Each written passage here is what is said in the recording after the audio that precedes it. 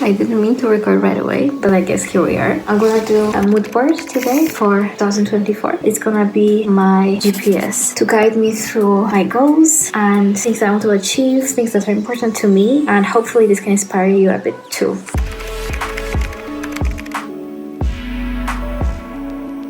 2023 has definitely been an interesting and eventful kind of year. A lot of things happened, a lot of changes happened, and I'm sure that wasn't the case just for me. What I like to do at the end of the year is reflect. So what we're gonna do today is something that has helped me in a huge way to rediscover myself, to get a list of everything that I liked and enjoyed, and I think that's important because I'm rambling now.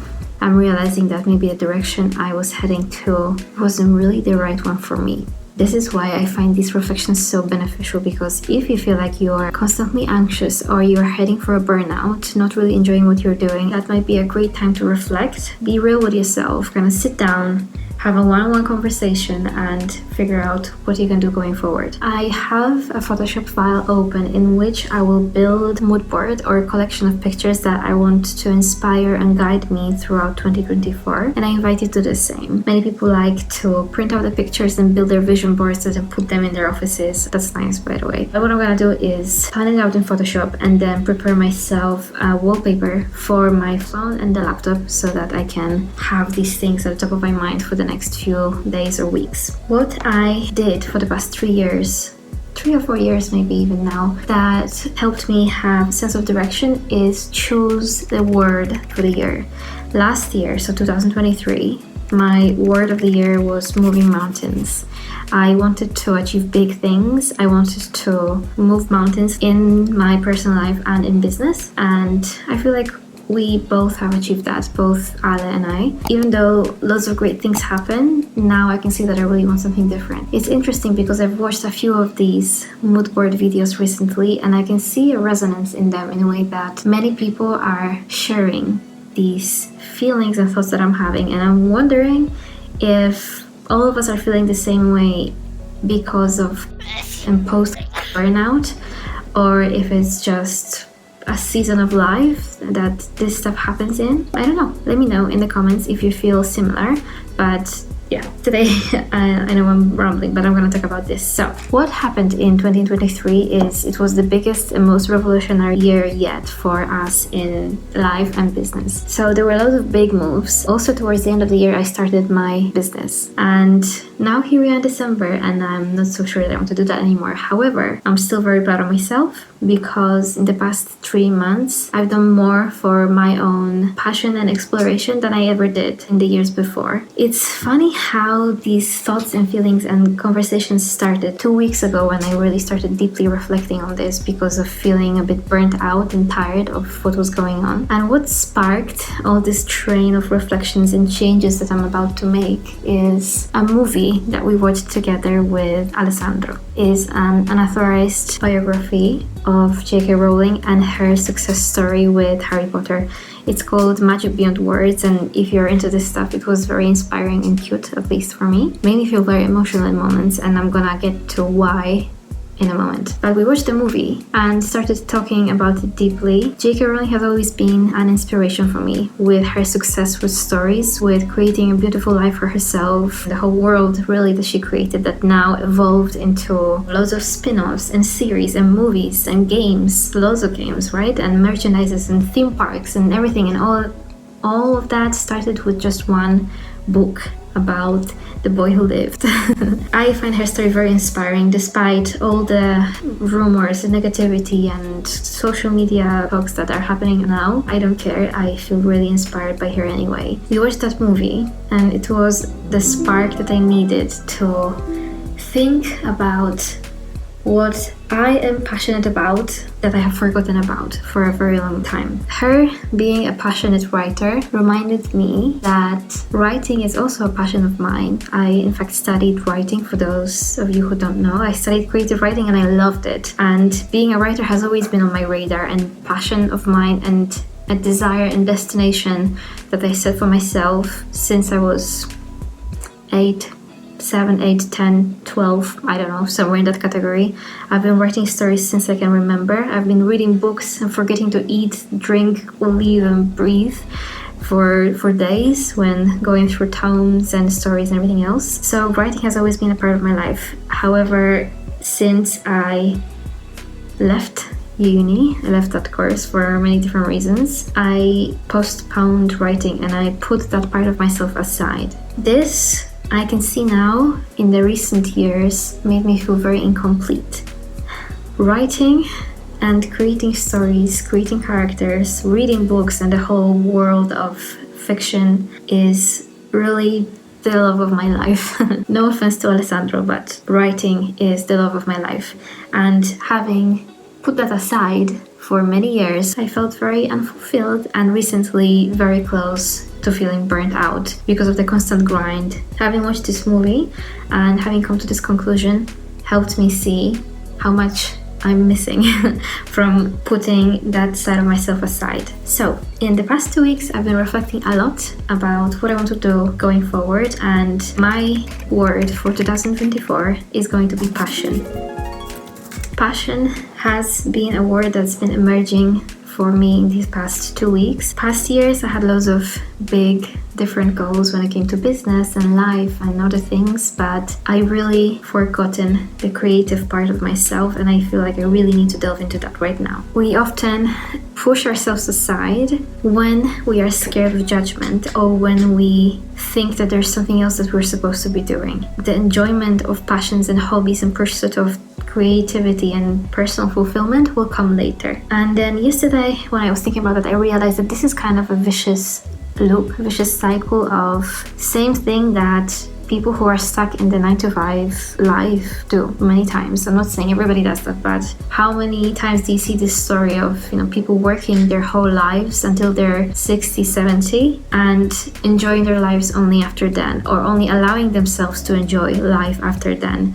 And I feel like this is still something that I'm doing, even though we have our business and we are not stuck in 9-to-5, we are still stuck in the mindset of I will allow myself to enjoy life later. This realization really opened my eyes, and I realized that I don't really want to wait until I allow myself to indulge in my passion, because what is life without passion and without creativity and without feeling fulfilled? I also took a note a few days ago that I wanted to share in this video, in this context, because maybe it will be inspiring for some of you who are not doing what you want to be doing for the sake of something else that you think you should be doing instead. So I was thinking about this whole writing process. I've always wanted to write. I've written stories before. I loved the process of writing, the creativity, and creating worlds and characters and everything else. But I am not allowing myself to do that now because I feel like I have other priorities. But I'm feeling that these other priorities are burning me out, and the lack of creativity is making me feel absolutely miserable. So I was waiting for perfect conditions to allow myself to write, because in these perfect conditions in my imagination there's no possibility to get hurt. You might start writing, you might allow yourself to go deep into your passion, and then a time may come where this time is taken away from you because you have other priorities, and this is what I was scared of. So that's why I wasn't really allowing myself to write. But then I thought, how about committing to writing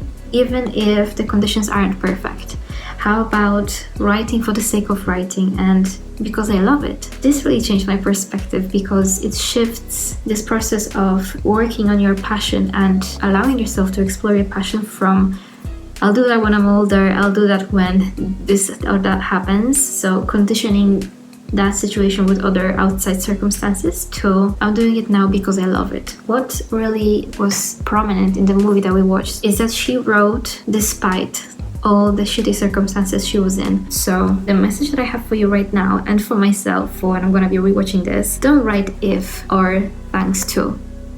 Write despite and because. Despite any obstacles and hurdles, and because this is your life and because you love it. This is the perfect moment to take your life into your hands and fully give in to the things that we are passionate about without waiting for the perfect moment, because in reality the perfect moment is never gonna come. The perfect moment is never. With that thought, I am going to make sure that this is on my vision board. So what I did is I collected a few screenshots from the movie. Really made me feel emotional and inspired, and this is what I'm gonna put down right here in my writing category. I'm gonna show you that in a second. Alright, I just finished putting together the writing mood board. I will show you a screenshot of that on the side of the screen right now. I'm quite happy with it because it's nice and warm and inspiring, and it has all the elements of what I'm looking for really in my vision. So it's great to have that here put together.